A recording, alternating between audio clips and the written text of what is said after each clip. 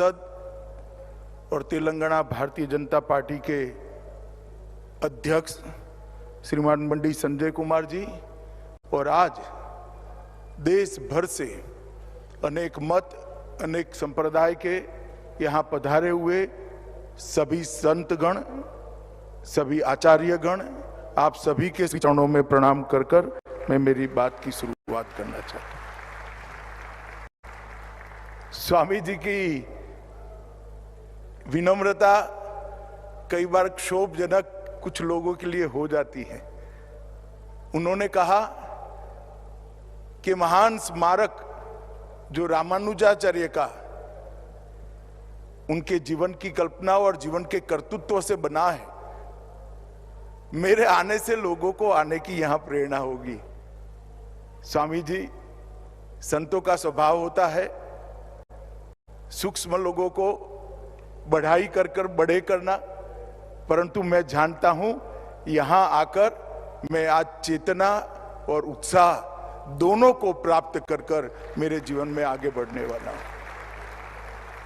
इस प्रकार के जो महापुरुषों के स्मारक होते हैं, वो जिनके अंदर संवेदना होती है, धर्म के लिए, समाज के लिए कुछ करने की प्रेरणा होती है, इच्छा होती है, ऐसे लोगों को अनेक सालों के सालों तक काम करने की चेतना और उत्साह देते हैं। और मैं बड़ी विनम्रता से स्वामी जी आपको कहना चाहता हूं, आप युगों तक ऐसे अनेक धर्म अनुरागी लोगों को प्रेरणा और उत्साह आपका ये भगवत रामानुजाचार्य का जो स्मारक बनाया है वो देता रहेगा।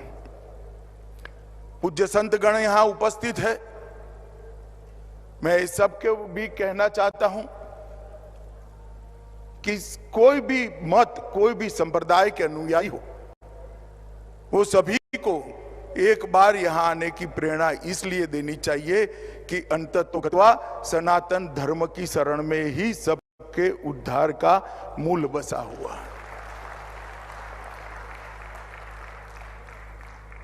रामानुजाचार्य के जीवन के 1000 साल, उनकी सहस्राब्दी, इसका इससे बड़ा उनके काम को कोई भावांजलि भी नहीं हो सकती, स्मरणांजलि भी नहीं हो सकती, कार्यांजलि भी नहीं हो सकती।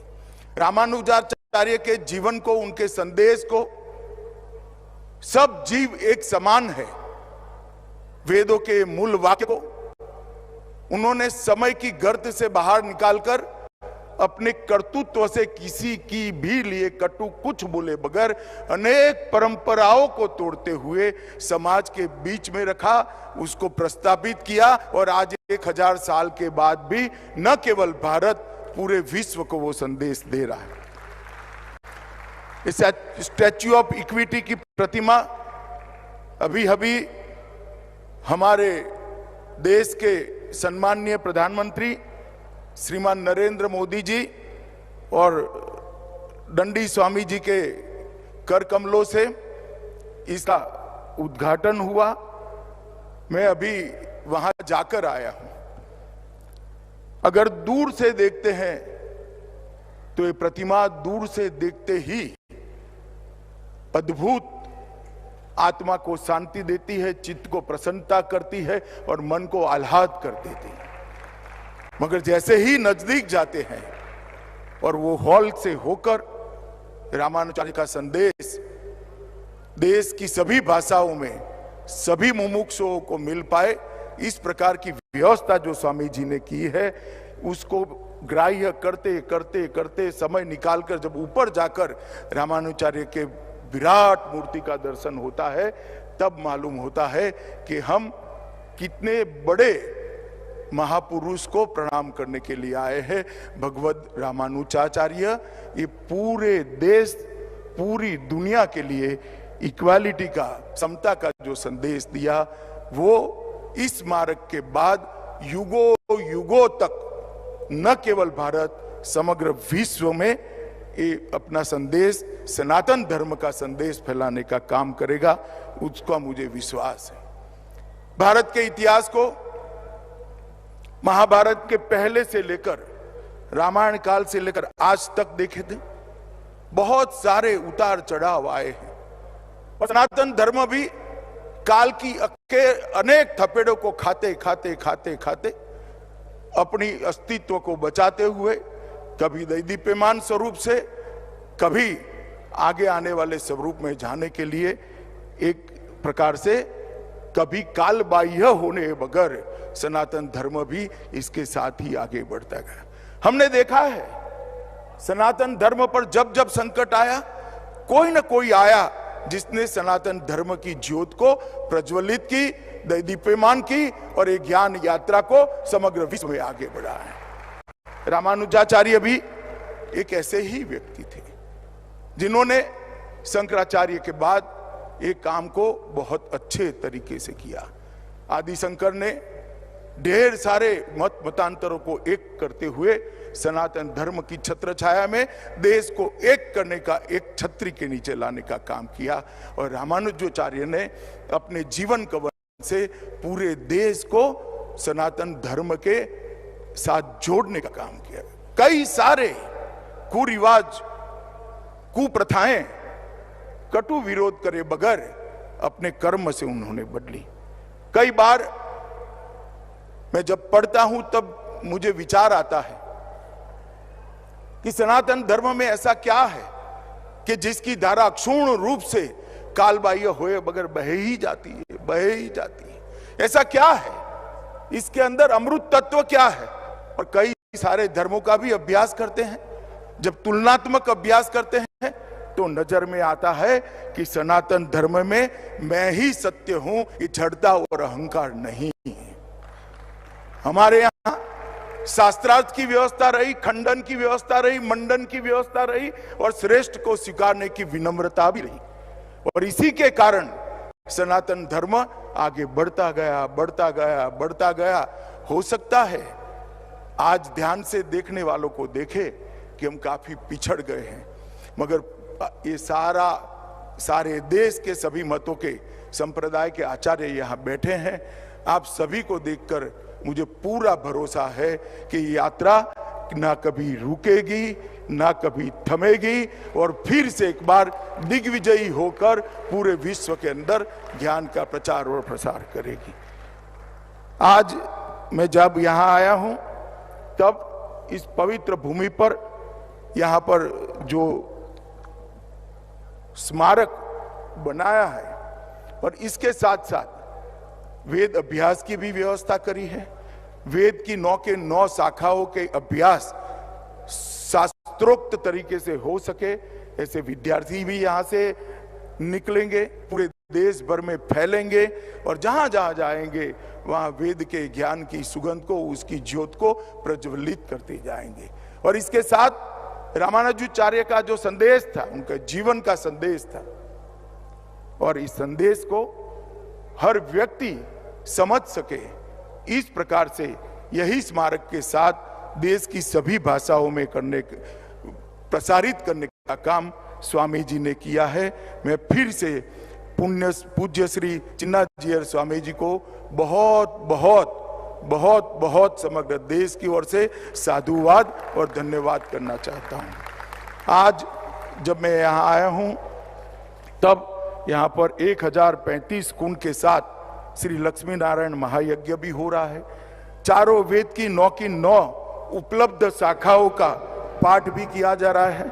अष्टाक्षरी मंत्र का 10 करोड़ जाप हो रहा है, जिससे हमें मालूम पड़ेगा कि ये धरती हमेशा के लिए कितनी पवित्र होने वाली है। इतिहास, पुराणों और आगमों का भी पाठ हो रहा है। सभी प्रकार की पूजा व्यवस्था और पूजा पद्धति को भी समाहित और संरक्षित करने का भी यहाँ पर एक व्यवस्था किया गया है। और श्री रंगम के रंगनाथ, तिरुमाला के तिरुपति के श्री वेंकटेश्वर स्वामी सहित 108 प्रेरणा केंद्रों दिव्य देशों के अभिषेक से ये मूर्ति के आगे यज्ञ संपन्न हो रहा है। महाप्रसाद भी 24 घंटे भक्तों के लिए वितरित किया जा रहा है। और आज मैं इतना जरूर कहना चाहता हूं कि आपका ये जो प्रयास है, आने वाले अनेक सालों तक स्वामी जी को पूरा देश याद रखेगा। सनातन धर्म के सभी अनुयायी, चाहे किसी भी मत को मानने वाले हो, वो सभी इसको जरूर याद करेंगे, इसका अनुमोदना भी करेंगे। मेरा स्वामी जी से परिचय 2003 में गुजरात में जब भूकंप आया तब हुआ था। स्वामी जी चुपचाप कोई सुविधा, सरकारी सुविधा मांगे बगैर एक गांव पकड़कर बैठ गए थे और वो गांव को पूरा बनाकर ही वहां से। इसके बाद में भी मेरा 2 बार संपर्क आया। मैं वो गांव के उद्घाटन के लिए वहां कच्छ गया था जो स्वामी जी ने बनाया था, और उसके बाद भी जब जब भी मिला मुझे आश्चर्य होता है कि इतने बड़े बड़े काम करने की प्रेरणा स्वामी जी कहाँ से लाते हैं, और ईश्वर उनको पूरी करने की भी बहुत बड़ी क्षमता देता है। आज वैदिक परंपरा और संस्कृति की शिक्षा देने का आपने यहाँ पर जो काम शुरू किया है, मैं ईश्वर से हमेशा प्रार्थना करूंगा स्वामी जी, मेरी नित्य प्रार्थना का हिस्सा रहेगा कि ये काम अनेक युगों तक चलता रहे और सनातन धर्म की सेवा करता रहे। इतने सारे विद्वानों के सामने, इतने सारे संतों के सामने विशिष्टाद्वैत दर्शन पर मेरे लिए कुछ बोलना असंभव है। मैं जन्म से वैष्णव हूं और शुद्धाद्वैत का अनुयायी हूं। मेरी माता वल्लभाचार्य के शुद्धाद्वैत के आधार पर ही पूरा जीवन जी, मगर मैं यहाँ विशिष्टाद्वैत पर कोई बात करना नहीं चाहता, क्योंकि ना मेरी योग्यता है, ना इतने बड़े संतों के सामने मैं कुछ बोल सकता हूँ। परंतु मैं इतना जरूर कहना चाहता हूँ कि आज जब मैं आया हूँ तब मैं रामानुजाचार्य के लिए जरूर कुछ बात करना चाहूँ। हिंदू पंचांग में इसका चक्र 60 साल का होता है और 60वां जन्मदिन षष्ठ अब्द पूर्ति के नाम से मनाया जाता है। और हमारे यहाँ शास्त्रों में मनुष्य के पूर्ण जीवन काल का अर्थ है 2 चक्र को जो जीवित रहता है 120 साल के पूर्ण जीवन की कल्पना करी है, और रामानुजाचार्य ने भी 120 साल का पूर्ण आयुष्य इस पृथ्वी पर भोगा। और ईश्वर ने ही ढेर सारे कुरिवाजों को सनातन धर्म से बाहर निकालने के लिए और इतनी मधुरता के साथ अपने कर्तृत्व से बाहर निकालने के लिए रामानुजाचार्य के रूप में ही यहाँ आकर हम सब के बीच में 120 साल अपना काम करने का एक प्रयास किया था। और इसी का परिणाम है कि आज सनातन धर्म पूरा एक होकर फिर से एक बार नई ऊर्जा के साथ आगे बढ़ने की दिशा में जा रहा है। समाज में समता समरसता स्थापित करने के लिए द्वैत, अद्वैत, फिर विशिष्टाद्वैत, और उसमें भी आगे कई आचार्यों ने अनेक प्रकार से इसकी मीमांसा की। ब्रह्म सूत्र के एक प्रकार से जटिल ज्ञान से लोकभोग्य ज्ञान को बनाने का काम इन आचार्यों ने किया, और इसी के माध्यम से आज अनेक लोग बहुत बड़ा ज्ञान न होने के बावजूद भी अपना जीवन वेद के बताए रास्तों पर जी रहे हैं, क्योंकि आचार्यों ने जो जीवन पद्धति को बताया उसी को आचरण में रखा। और आज ज्ञान न होने के बावजूद भी कई लोग वेद के आधार पर अपना जीवन जीते हैं। उसमें सबसे बड़ा योगदान रामानुजाचार्य जी का था। आदिशंकर के अद्वैत दर्शन, माधवाचार्य के द्वैत दर्शन और रामानुजाचार्य के विशिष्टाद्वैत के कारण ही आज वैष्णव संप्रदाय ने अनेक प्रकार के जीवों को आगे बढ़ने का और वेद आधारित जीवन जीने का रास्ता प्रशस्त हुआ है। रामानुजाचार्य ने मध्यम मार्ग को व्याख्यायित करते हुए विशिष्टाद्वैत की अवधारणा दी और भारतीय समाज में एकत्व लाने का, स्थापित करने का एक क्रांतिकारी काम किया।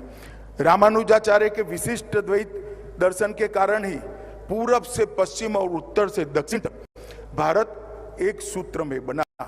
कई सारे भक्ति आंदोलनों के मूल ढूंढेंगे तो रामानुजाचार्य के विशिष्ट द्वैत के अंदर ही हमें मिलेंगे। मैं आगे इस पर आपको बताऊंगा।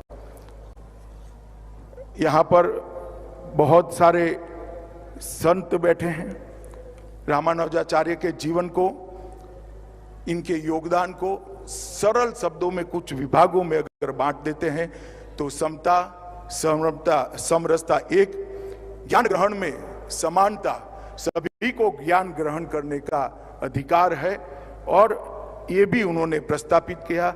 जातिगत भेदभाव को भी उस जमाने में 1000 साल पहले समाप्त करने के लिए क्रांतिकारी काम किया। क्षमता के अनुसार काम का विभाजन, पूजा के अधिकारों को भी 20 मंदिर के पूरे संचालन को 20 हिस्सों में बांटा और हर समाज को इसके साथ जोड़ने का उन्होंने काम किया।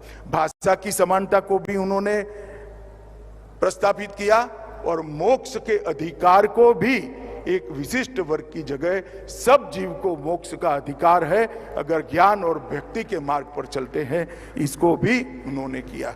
और एक मेरे एनालिसिस से मैं जुड़ा है, मैं बात को बताऊंगा। रामानुजाचार्य अपने आप में बहुत विनम्र थे, परंतु वो विद्रोही भी थे। बहुत सारी कुप्रथाओं को इनके अंदर के विद्रोही आत्मा ने समाप्त करने का काम किया था। आज मैं यहां आया हूं तब उन्होंने श्रीरंगम में संन्यास लेने के बाद रामानुजाचार्य शालिग्राम नामक स्थान पर रहने लगे और कई सारे ग्रंथों की रचना की। ब्रह्मसूत्र के भाष्य पर लिखे 2 मूल ग्रंथ उनके बहुत लोकप्रिय हुए, श्री भाष्यम एवं वेदांत संग्रहम। उनके 9 ग्रंथ आज भी ढेर सारी लाइब्रेरी में उपलब्ध है। मैं आपको इसलिए बताना चाहता हूं, एक मेरा जन्म एक बहुत छोटे से कस्बे में हुआ है। मानसा कर गुजरात से, अहमदाबाद से 50 किलोमीटर दूर गांव है, और मेरे गांव में 150 साल पुरानी लाइब्रेरी है। ये 9 के 9 ग्रंथ वो लाइब्रेरी में आज भी उपलब्ध है। संदेश किसी के कर्तृत्व का कितना दूर जाता है, इसका ये उदाहरण है। श्री भाष्य वेदांत दीप, वेदांत सार, वेदार्थ संग्रहम, श्री गीता भाष्य, नित्य ग्रंथ, शरणागति गद्य, श्री रंग गद्य और श्री वैंकुट गद्य, ये 9 के 9 ग्रंथ आज अनेक लाइब्रेरियों के अंदर उपस्थित है और कई जगह पे मुमुक्षु अपनी मुमुक्षा पिपासा को शांत करने का काम करते हैं। रामानुजाचार्य ने, मैंने जैसे पहले कहा, समता और समरसता का मैसेज अपने कर्तृत्व से दिया और उन्होंने सभी वर्ग के लोगों को शिष्य भी बनाया, सभी वर्ग के लोगों के वो भी स्वयं शिष्य करे। और इसी में से आगे बढ़ते हुए रामानुजाचार्य की शिष्य परंपरा में रामानंद हुए। इससे आगे बढ़ते हुए इनके शिष्यों में कबीर, रैदास और सूरदास भी हुए। और इस प्रकार से ज्ञान परंपरा न जाने कितने प्रदेशों में, कितने गांवों में पहुंची।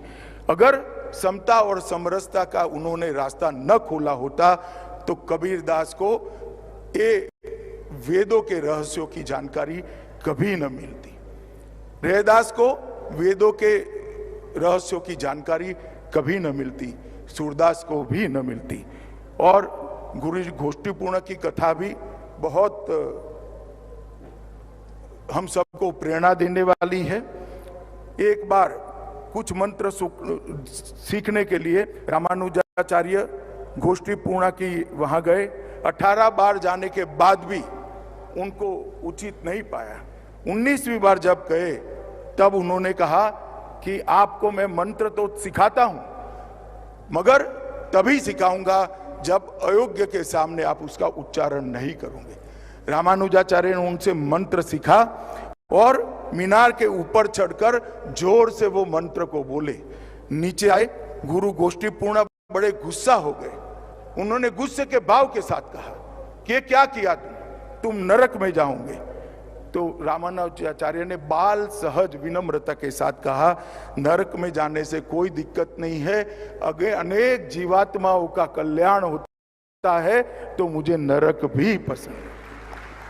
और ये कहते ही गोष्ठी पूर्णा के पूरा गुस्सा शमन हो गया और उन्हें एम्पेरुनार मतलब मेरे भगवान ऐसा कहकर रामानुजाचार्य से गुरु ने स्वयं आशीर्वाद मांगे। जातिगत भेदभाव को भी रामानुजाचार्य ने समाप्त करने का काम किया। कांचीपुर्ण एक ब्राह्मणेतर जाति से जब वो उनका शिष्य बनने के लिए गए, तब उन्होंने कहा कि परंपरा ऐसी है, आप ब्राह्मण हो, मैं आपको शिष्य नहीं बना सकता। रामानुजाचार्य ने उत्तर दिया, यदि शास्त्रों का ज्ञान केवल ईश्वर की भक्ति की जगह अहंकार और अभिमान लाता है तो ज्ञान मिथ्या है, इससे बेहतर अज्ञानी रहना ही है। और उन्होंने बाद में उनके गुरु बनने की बात को स्वीकार किया। बाबा साहब आम्बेडकर ने भी इसको एक्नॉलेज करते हुए लिखा है, हिंदू धर्म में समता की दिशा में यदि किसी ने महत्वपूर्ण काम किया है और उनको व्यवहार में लागू करने का प्रयास किया है तो वो संत रामानुजाचार्य ने ही किया है। उन्होंने कांचीपुर्ण नाम के एक गैर ब्राह्मण को अपना गुरु बनाकर एक स्पष्ट संदेश पूरे देश में देने का प्रयास किया था। क्षमता के अनुसार भगवान की सेवा करने का सबको अधिकार है। इस बात को उन्होंने व्यवहार से मंदिरों के प्रशासन के अंदर लागू किया और उन्होंने प्रशासन के अंदर कई सारे 20 हिस्से बनाए और 20 हिस्सों में मंदिर की टोटल प्रशासन को बांटकर उन्होंने सब समाज के लोगों को 20 के 20 हिस्सों के साथ जोड़कर सर समाज को मंदिर के लिए कुछ करने का अधिकार देने का काम किया। इससे सारा समाज आज मंदिर के साथ जुड़ा हुआ हमें देखता मिलता है। पूजा के अधिकार में भी उन्होंने समानता का अधिकार देने का काम किया। मेलकोट में अपने प्रवास के दौरान रामानुज ने देखा कि समाज के कुछ वर्गों के भक्तों को सामाजिक मानदंडों के कारण मंदिर के अंदर पूजा करने की अनुमति नहीं थी। इस प्रथा से वो बहुत दुखी थे। उन्होंने पुरानी प्रथा में कोई बदलाव करे बगैर एक नई प्रथा शुरू की। किसी भी भक्त की पृष्ठभूमि की परवाह किए बगैर भगवान की पूजा करने की अनुमति देने का मार्ग प्रशस्त किया और घर पर भगवान की देवता स्वरूप की व्यक्तिगत पूजा को सरल और व्यवस्थित किया।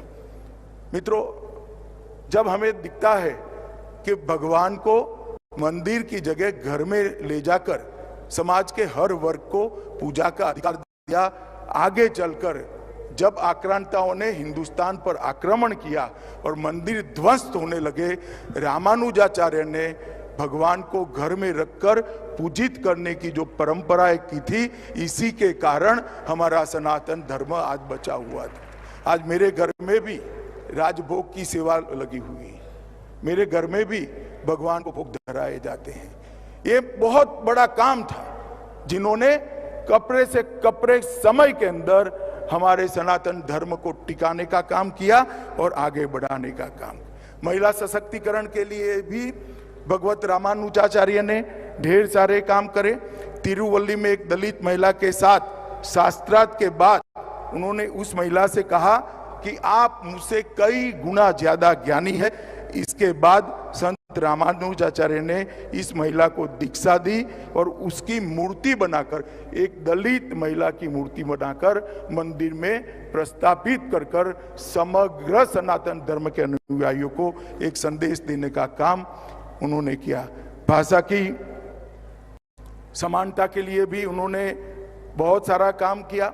संस्कृत भाषा के वेद, वेदांत, भगवत गीता, ब्रह्मसूत्र साहित्य का सम्मान करते रहे, परंतु उन्होंने अजवारों के तमिल छंदों को भी मान देने की शुरुआत की और इसके अंदर भी वेद के ज्ञान को ट्रांसलेट करने का काम किया। रामानुजाचार्य ये दोनों भाषाओं को अपनी दोनों आंख मानते थे। इसके कारण ये प्रदेश के अंदर भी आज वेद बचा हुआ है। मोक्ष का अधिकार सिर्फ सन्यासियों को होता था, ऐसी किंवदंती थी। रामानुजाचार्य ने बताया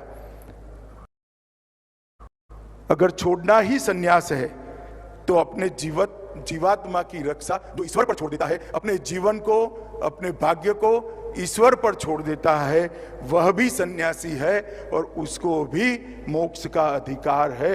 अपनी सर्वस्व ईश्वर को सौंपने वाला व्यक्ति मोक्ष का अधिकार होता है और सर्व वर्ण के सभी पुरुष और महिलाओं को मोक्ष के अधिकार का भी उन्होंने किया।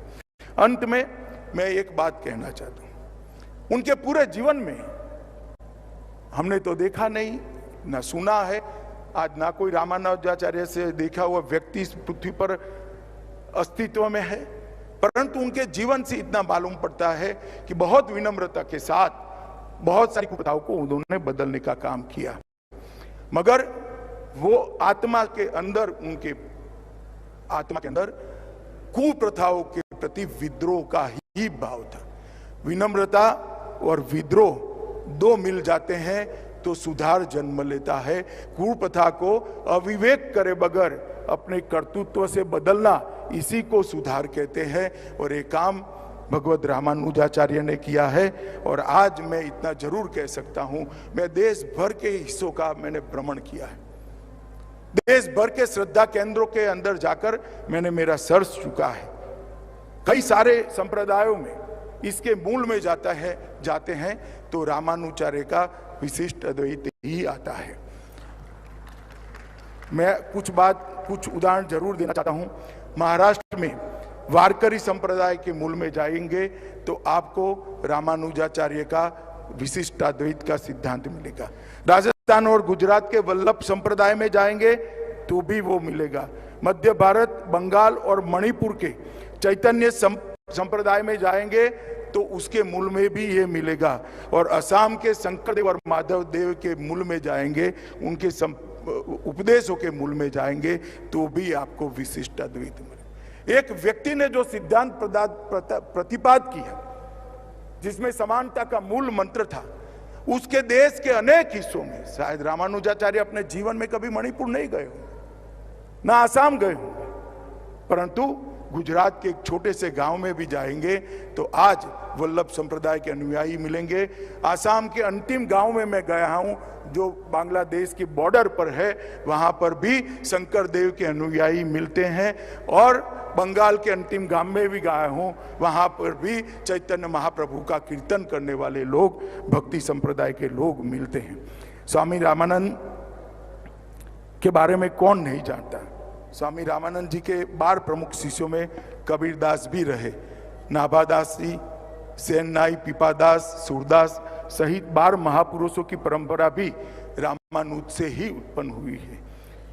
इस परंपरा का गुणगान करते हुए कबीरदास जी ने एक दोहे में लिखा है, श्री नारायण मूल हमारे, रामानुज की साख, रंगकार में रमता जो की, गुरु रामानंद ने भाग।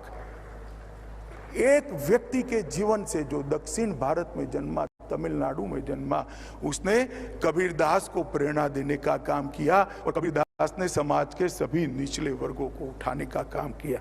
और आज मैं इतना जरूर कहता हूं कि उन्होंने ढेर सारे मैनेजमेंट के लिए भी काम किए थे, मगर इसके बारे में जाने का भी समय नहीं है। आज मैं इतना कहना चाहता हूं, विशिष्टाद्वैत दर्शन और भक्ति संप्रदाय, ये दोनों जब तक पृथ्वी रहेगी तब तक अक्षुण्ण रहेंगे, कभी कालबाह्य नहीं होंगे। और स्वामी जी आपने बनाई हुई मूर्ति भी युगों युगों तक रामानुजाचार्य के संदेश को आगे बढ़ाती जाएगी। और पूज्य संतों और माताओं, बहनों, भाइयों को भी मैं कहना चाहता हूं, ये विधि का ही आशीर्वाद है, विधाता का ही आशीर्वाद है कि जिस कालखंड में स्टैच्यू ऑफ इक्विटी बनता है, उसी कालखंड में राम मंदिर का भी पुनर्निर्माण, भव्य राम मंदिर का होता है। इसी कालखंड में काशी विश्वनाथ कॉरिडोर का भी 650 साल के बाद पुनरुद्धार होता है। इसी कालखंड में केदार धाम भी बनता है। इसी कालखंड के अंदर बद्री धाम का भी पुनर्निर्माण का नींव डाला जाता है। एक कालखंड है जहां से सनातन धर्म को उठकर जागरूक होकर समग्र विश्व के अंदर अपने दैदीप्यमान ज्ञान को आगे बढ़ाना है मित्रों। और आज मुझे यहाँ पर इस कार्यक्रम में स्वामी जी ने निमंत्रित किया। मैं जीवन भर आपका कृतज्ञ रहूंगा स्वामी जी। आपने ये महान कार्य के अंदर मुझे जोड़ा और रामानुजाचार्य के लिए कुछ बोलने का मुझे अवसर दिया।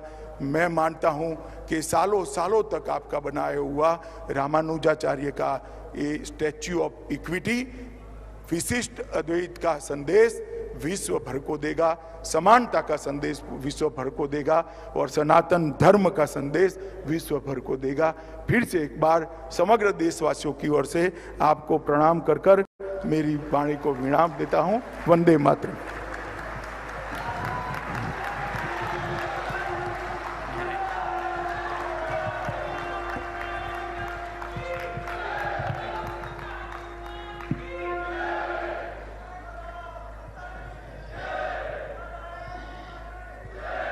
जय श्रीमन नारायण।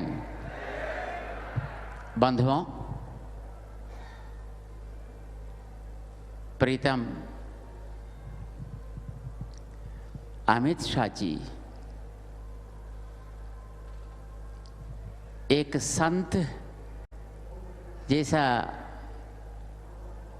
अनेक साल तक परिश्रम करके एक ज्ञान का भांडागार बनता है, ऐसे रामानुजाचार्य स्वामी जी के बारे में और उनका